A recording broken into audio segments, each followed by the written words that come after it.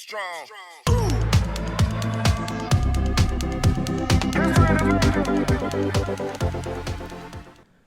Hello and welcome back to the channel. I am Masked Gaming, and first of all I just want to start off and say I'm so sorry for the torrential rain you can possibly hear outside my window. In the UK right now it is currently pouring down a lot, so you will hear a little bit of rain, a couple of cars go past. I do apologise for that, but let's not let that distract us from the quality of this build. Now, as you can see from the thumbnail of the video, this is a snipe stacking build. Now, I love snipe stacking, it's one of my favourite ways to play. It's very, very toxic, but it is very fun and satisfying to see your enemies just die with a couple of ability taps. It's one of the easiest builds to play, and I genuinely love the way that this build feels. So, let's get right into it.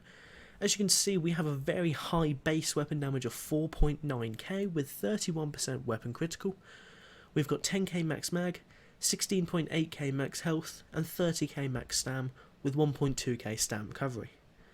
We've also got 12k of each resistances, and we've got 2.7k critical resist, with 64 points into stamina.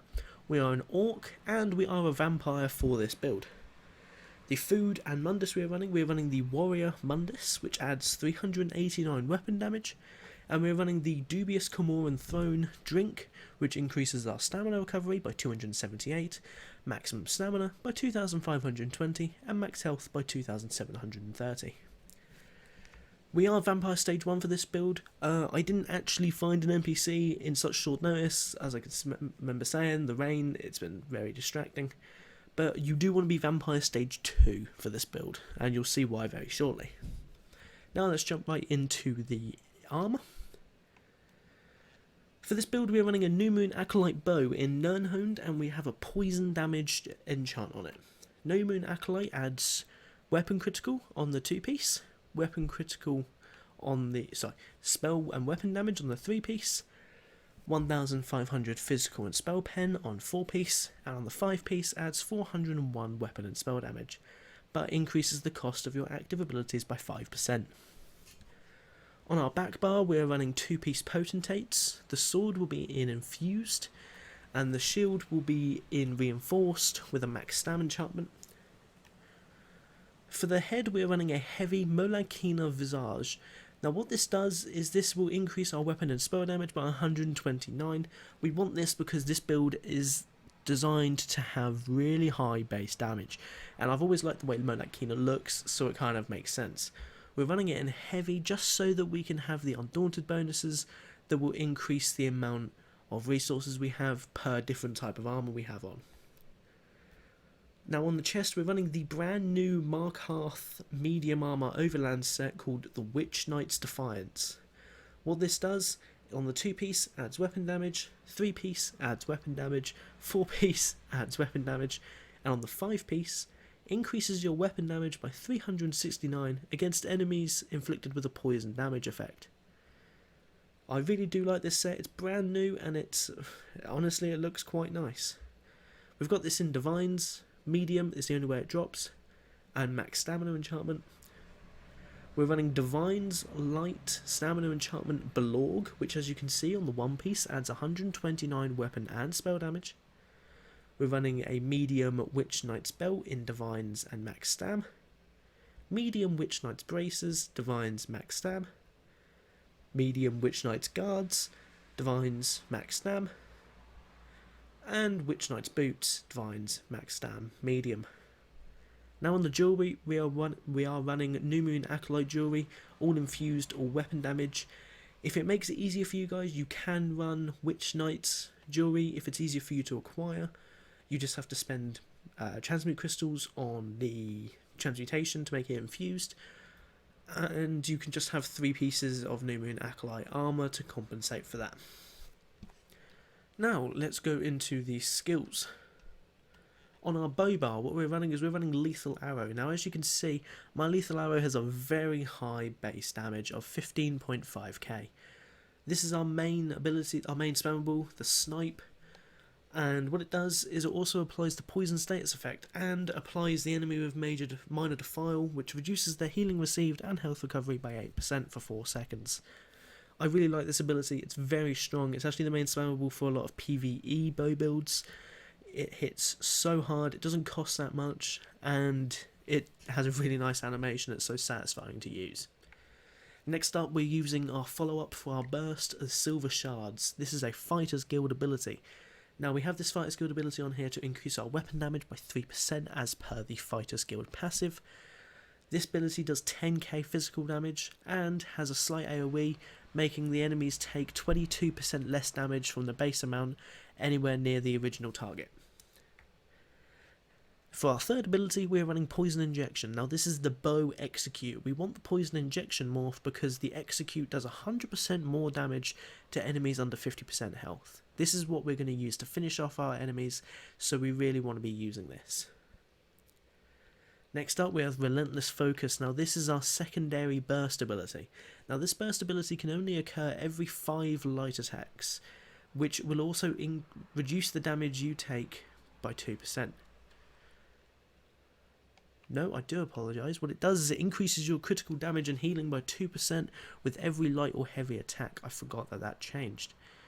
While active, hitting 5 light or heavy attacks converts this ability to Assassin's Scourge, allowing you to fire a spectral bow for half the cost of the original ability that deals 21,000 disease damage and heals you for a third of the damage dealt if you are within melee range.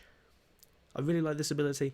It's just a nice little burst ability that not many people expect. You can do it whenever you want. It lasts for the full minute. So if you do your 5 light attacks, you can store it. And then as soon as you come out of combat, it will wipe it. So you'll have to recast it again. However, this is such a strong ability. If you want to do a quick attack, this is the one you want to use if you want to mix it up and hit really hard. On our 5th ability, we're running Shadowy Disguise.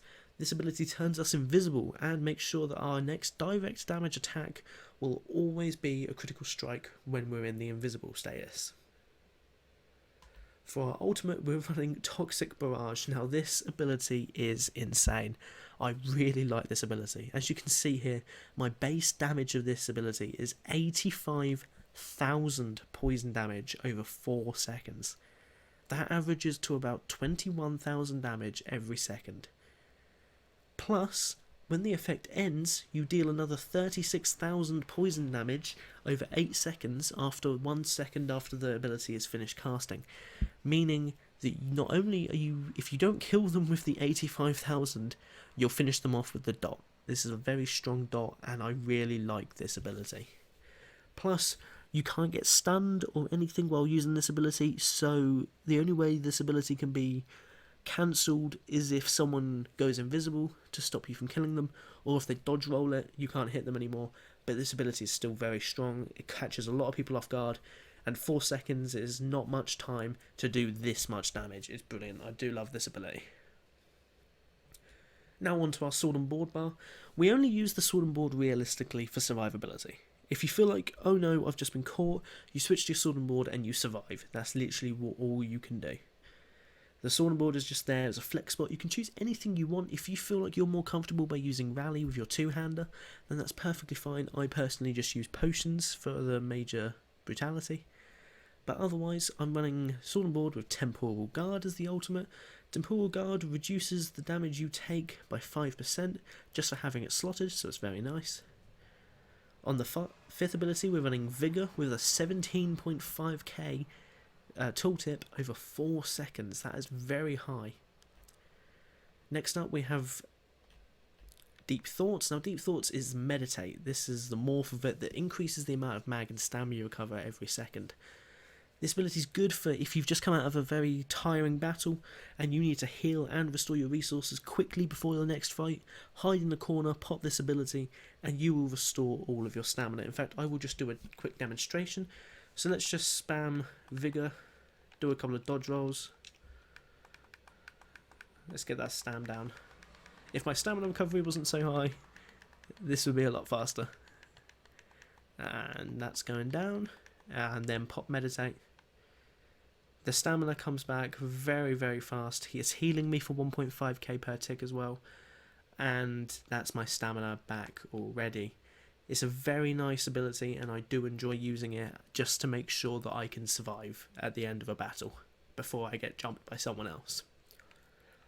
Next up, we're using Invasion. Now, Invasion is a sword and board ability that travels distance, is a gap closer, and it stuns the enemy.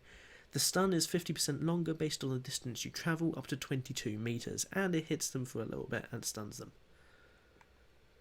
Next up, we're using Mirage. Now, Mirage gives you minor resolve, reduces the damage you take from area attacks by 20%. This is good if you're coming up against Templars or a Dragon Knight who's just done a leap on you, as well as the fact that it increases your physical and spell resistance for 26 seconds. Next up, we're using Leeching Strikes. Now, this ability costs next to nothing and does so much for you. Your light attacks cause you to heal for 1.5k health, and restore 106 stamina for 20 seconds. Fully charged heavy attacks restore twice the value. You restore up to 4,270 additional stamina when the effect ends, based on the length of time this ability was active.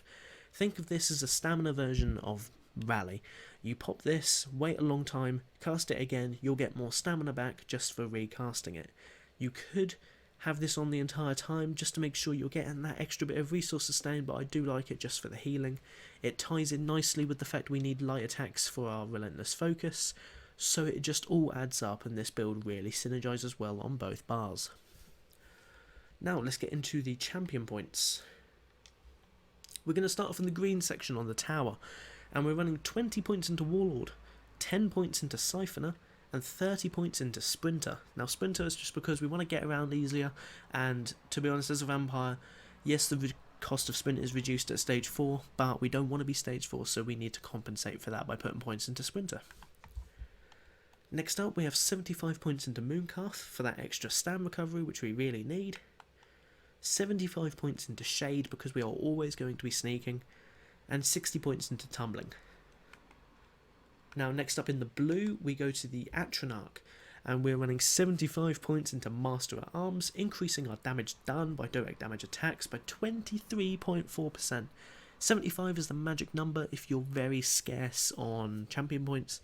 75, the difference between 75 points and 100 points is very minimal. As you can see, it's only going to be 1.6%, as the cap is 25% increased damage. So it's up to you whether you want to grind 25 levels or 75 levels just to get 25 blue points just to drive up your damage by 1%. I personally don't think it's worth it, and that's why my points have been spread out this way.